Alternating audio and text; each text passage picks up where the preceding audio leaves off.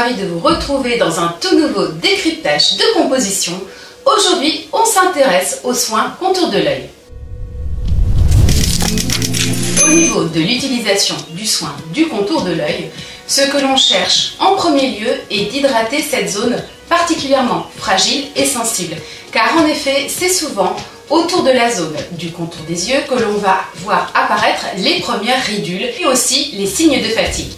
Ce qu'on demande donc à un bon soin contour de l'œil, c'est à la fois d'être hydratant, d'avoir une action pour résorber les poches, mais aussi les cernes disgracieuses, éventuellement en fonction de son âge, d'avoir une petite action anti-âge, anti-vieillissement. Et en termes de texture, souvent ce que l'on recherche, c'est quelque chose d'assez léger, de frais et de bien pénétrant. Passons maintenant à la composition de ce type de soin. On va donc retrouver dans la plupart des cas évidemment des actifs hydratants, souvent de l'acide hyaluronique puisqu'il va d'une part faciliter, améliorer l'hydratation de la peau, mais aussi lui donner un côté un petit peu repulpant et avoir une action anti-âge. On peut tout à fait y associer de la glycérine qui est un bon humectant, c'est-à-dire qui va permettre de mieux capter l'eau à l'intérieur de la peau, et aussi de la provitamine B5. On utilise de l'eau, pourquoi pas dans ce type de soin, une eau thermale qui va avoir en plus des propriétés souvent apaisantes. À partir d'un certain âge, on va aussi trouver dans la composition de ces produits des actifs anti-âge. On va souvent trouver des extraits de plantes, comme ceux de vigne rouge, car ils contiennent notamment du resveratrol qui est très intéressant dans les soins anti-âge. On utilise aussi de la vitamine C, comme on cherche en fait à stimuler la synthèse de collagène et d'élastine au sein de la peau. Tous les actifs tels que l'Elastine Booster, l'Algo Boost ou encore le Bioremodelant. Un soin contour de l'œil va aussi chercher à traiter les cernes et les poches. C'est-à-dire qu'on va donc introduire des actifs comme la caféine qui vont donc désengorger les tissus en dégonflant et en évitant l'accumulation d'eau. On peut tout aussi bien utiliser des actifs drainants qui vont stimuler la microcirculation sanguine. C'est le cas de certains ingrédients comme la mamélisse, le ruscus ou encore l'arnica. Comme je l'expliquais précédemment, c'est une zone particulièrement sensible et fragile. On va donc également introduire dans les formulations des actifs apaisants, tels que par exemple l'hydrolat de bleuet, de camomille.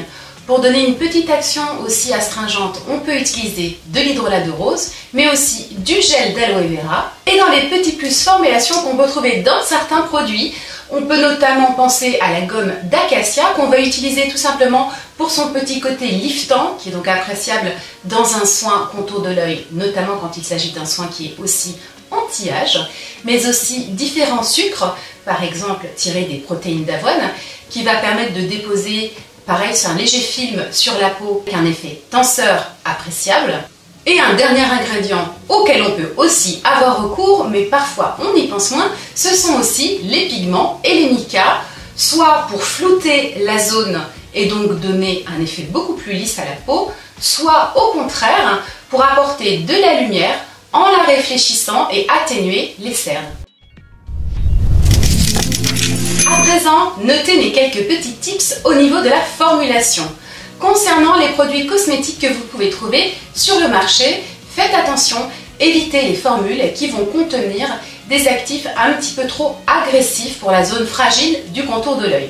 Je pense notamment aux AHA, c'est-à-dire les acides de fruits, qui vont avoir ce petit effet peeling qui peut être appréciable sur certaines zones de la peau, mais qu'il vaut mieux éviter sur le contour de l'œil. Certains produits aussi, dans la même optique, contiennent de l'acide salicylique, qui est parfois mal toléré et qui peut être irritant. Évitez les formulations également qui contiennent beaucoup de parfums, qui sont souvent très allergènes et qui peuvent particulièrement irriter la zone fragile de l'œil. Enfin, en ce qui concerne la galénique de votre soin contour de l'œil, à savoir si vous allez plutôt vous diriger vers un gel, vers une lotion, vers une crème ou bien vers un baume, mon seul conseil serait juste donc de faire en fonction de vos préférences et de veiller en revanche à ce qu'il n'y ait pas trop de corps gras dans la composition de votre soin.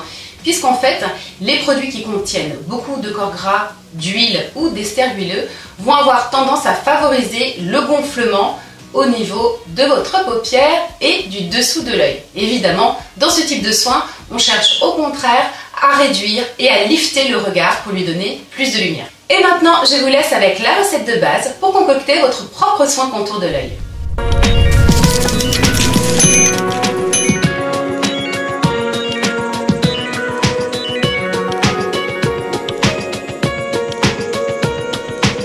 Voilà, cette vidéo hashtag c'est quoi un bon soin contour des yeux est à présent terminée. J'espère que le sujet vous a plu, que vous avez pu glaner certaines nouvelles informations pour mieux formuler votre propre soin.